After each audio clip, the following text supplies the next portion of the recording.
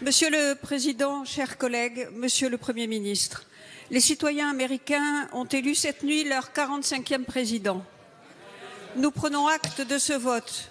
Nous respectons le peuple américain et gardons notre confiance dans ce grand pays qui a toujours été notre allié.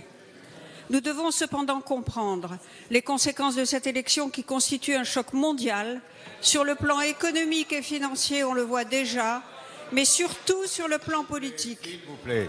D'abord pour les États-Unis où les fractures vont s'aggraver. Ensuite pour nous-mêmes, Français et Européens. Une fois de plus, dans une démocratie, les citoyens ont écouté ceux qui leur proposent de rompre avec le système. Une fois de plus, les laissés pour compte de l'économie, les oubliés de la mondialisation, les victimes de l'ultralibéralisme, d'ailleurs hérité d'un autre président américain, Reagan, celles et ceux qui ont peur de l'évolution du monde et des sociétés ont rejeté les élites et aux États-Unis, que ces élites soient républicaines ou démocrates. Enfin, cette élection fait craindre un monde plus dangereux.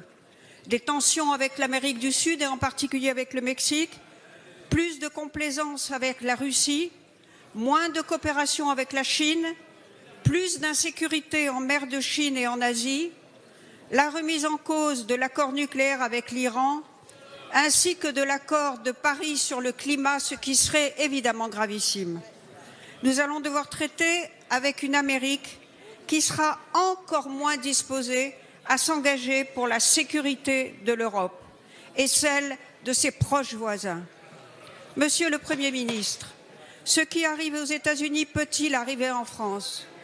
Pensez-vous que l'Europe aura le ressort suffisant pour prendre en main son destin et affronter le défi de sa propre sécurité? Et quelles conclusions tirez-vous aujourd'hui de cette élection pour la France, pour l'Europe et pour le monde? La parole est à Monsieur le Premier ministre Manuel Valls. Monsieur le Président, Mesdames et Messieurs les députés, Madame la Présidente Elisabeth Guigou, ça a été dit, je crois que chacun l'a bien compris, Donald Trump a été élu et au-delà des félicitations qui lui ont été adressées par le Président de la République, vous l'avez dit, les uns et les autres, c'est une décision souveraine du peuple américain. Jean-Marc Ayrault vient de le rappeler. Depuis plus de 2 siècles, les États-Unis sont alliés de la France. Et à de multiples reprises, nous nous sommes retrouvés côte à côte pour défendre la liberté.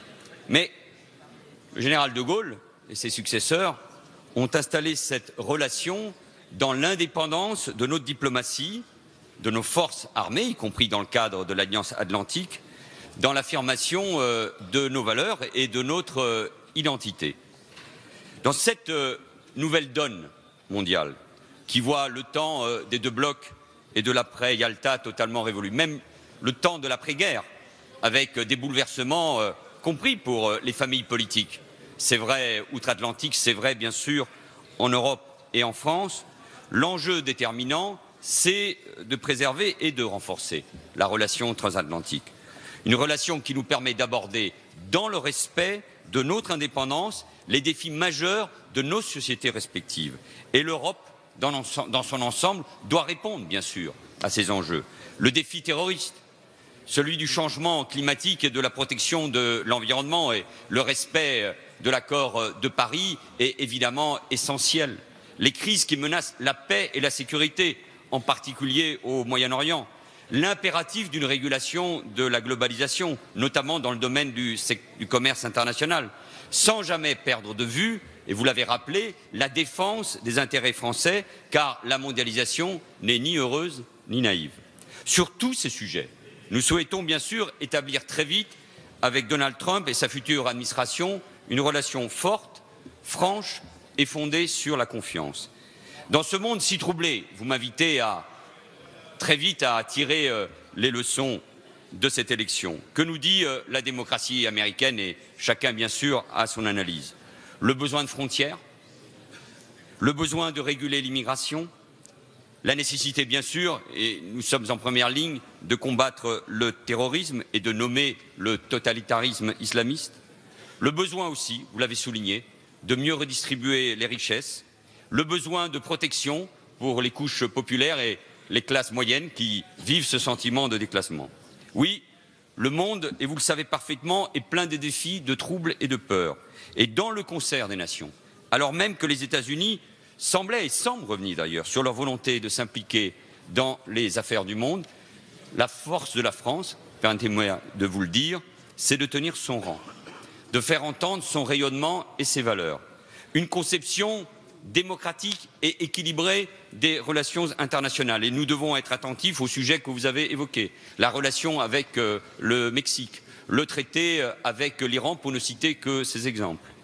Une vision humaniste de la société, qui ne peut pas accepter le racisme, le rejet de l'autre, et qui affirme le respect de la femme et de l'égalité entre la femme et l'homme. Une certaine idée du modèle social, une place déterminante donnée à la culture, une vision mondiale, je le répète, du défi climatique. La force de la France, dans ces moments-là, où chacun s'interroge, où chacun est sans doute troublé, c'est faire que l'Europe se prenne en main, qu'elle construise son autonomie stratégique en se donnant les moyens d'agir collectivement à l'extérieur de nos frontières. Avec le retour des grandes nations, l'Iran, la Turquie, l'Inde, la Chine, la Russie bien sûr, c'est la réponse européenne qui s'impose. Et c'est faire que l'Europe réponde aux exigences des peuples. Et en vous répondant et en concluant, je veux dire 3 choses, peut-être plus personnellement. Je ne crois pas au triomphe de la peur, mais au triomphe de la lucidité. Il faut toujours nommer les problèmes, parce que c'est le seul moyen, il n'y en a pas d'autre, de les transcender. Et il faut continuer, bien sûr, à les nommer, mais pour apporter des solutions conformes à nos principes et à nos valeurs. Je ne crois pas au triomphe de la simplicité ou de la démagogie, s'emparant des esprits. Et moi, je crois, bien sûr, au triomphe de l'intelligence des peuples. Il faut toujours respecter leurs choix, mais il faut les éclairer. Il faut leur indiquer une voie, il faut donner du sens. Et je ne crois pas au triomphe de la fatalité, car la fatalité triomphe dès lors que l'on croit en elle.